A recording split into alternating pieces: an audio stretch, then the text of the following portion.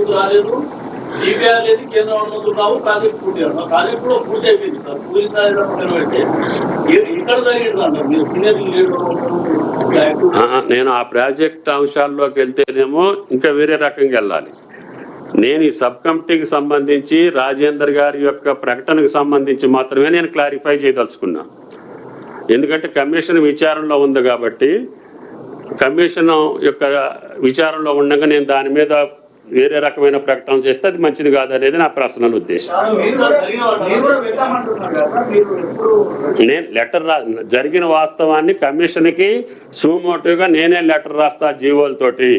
Sub కమిటీకి కాళేశ్వరానికి సంబంధం లేదు, కాళేశ్వరం క్యాబినెట్కి రాలేదు. ఈ రెండు అంశాలు రాజేందర్ గారు తప్పు చెప్పారు కాబట్టి అది వాస్తవం కాదు, ఆ పెద్ద ఆయనకి తగదు అని చెప్తున్నా.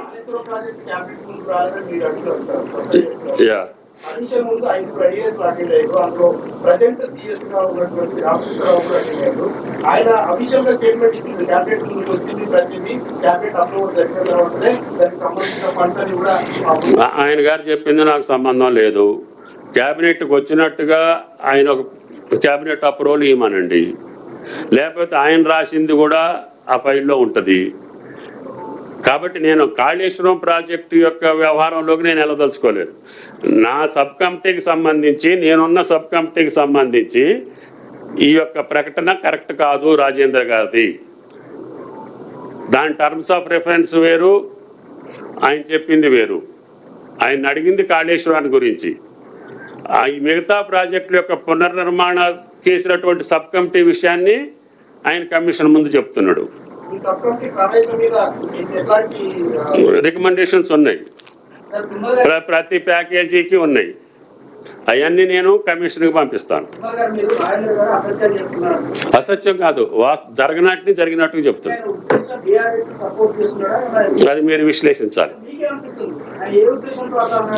నేను ఇంట్రడక్షన్లోనే చెప్పానుగా, నాకే అవగాహనకు రావట్లేదు ఆయన ఎందుకు అట్లా మాట్లాడిండు అని. అంత పరిస్థితి ఏమొచ్చింది అనేది కదా. మీకేమనిపిస్తుంది? అరే నాకు అవగాహన కాలేదని చెప్పాను, నేను అమాయకుడిని కాబట్టి. మీకు దాని బ్యాక్గ్రౌండ్ మీకేమనిపిస్తుంది?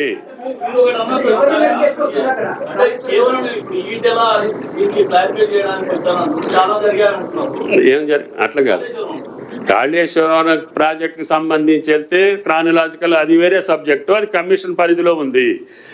ఆయన నిన్నిచ్చినటువంటి వాన్మూలంలో నాకు సంబంధం లేని సబ్ కమిటీ అది అప్రూవ్ చేసినట్టుగా, అది క్యాబినెట్ అప్రూవ్ చేసినట్టుగా ఆ పెద్ద ఆయన చెప్పటం అనేది అసంబద్ధం, అవాస్తవం.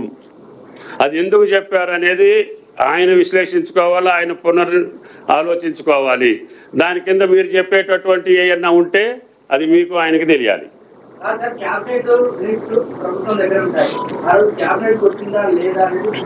అది వచ్చింది చూపించమంటున్నా కదా, నేను చూపించగలుగుతా. డైరెక్ట్ గా ఎగ్జిక్యూటివ్ ఆర్డర్ తోటి అది ఎగ్జిక్యూట్ అయ్యింది. ఓన్లీ రివైజ్డ్ ఎస్టిమేట్స్ మాత్రం క్యాబినెట్కి వచ్చినాయి 3 సంవత్సరాల తర్వాత.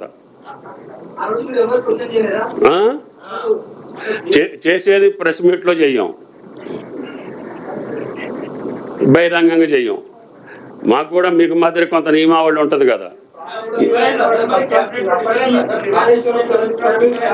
ఇదే లేదు, రాలేదు, ఉంది. మా రికమెండేషన్స్ ఉన్నాయి, రేపు కమిషన్కి పంపిస్తా.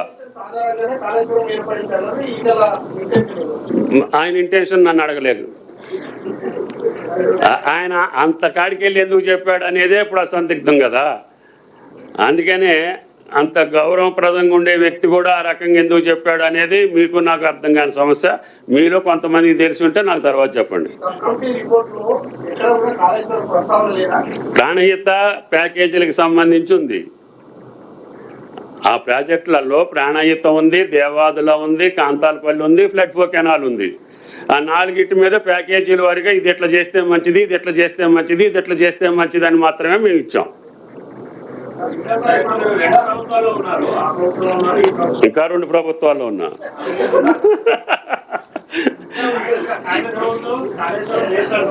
అమ్మా నేను దాని మీద ఏం మాట్లాడినా అని చెప్పానా? దాని మీద కమిషన్ రిపోర్ట్ తర్వాత ఏం చెప్పాలో, లేకపోతే ఆ సందర్భం వచ్చినప్పుడు ఏం చెప్పాలి. ఇది కేవలం రాజేంద్ర గారు ఇచ్చినటువంటి నా పేరు ప్రస్తావించి దీనికి సంబంధం లేనటువంటి సబ్ కమిటీని తీసుకొచ్చి దీనికి అంటగట్టాడు కాబట్టి, క్యాబినెట్కి రాని సబ్జెక్టు కూడా క్యాబినెట్లో అప్రూవ్ అయిందని చెప్పి పెద్ద అబద్ధం ఆడాడు కాబట్టి, ఆయన అంత అబద్ధం ఆడటానికి నాకు ఇప్పటికీ అర్థం కాక మీకు కూడా చెప్పలేకపోతున్నా. అంతేనా? మరి అసలు పెట్టకుండా ఎందుకు ఆడిండని. జాతీయ హోదా అడిగారు మరి ఇవన్నీ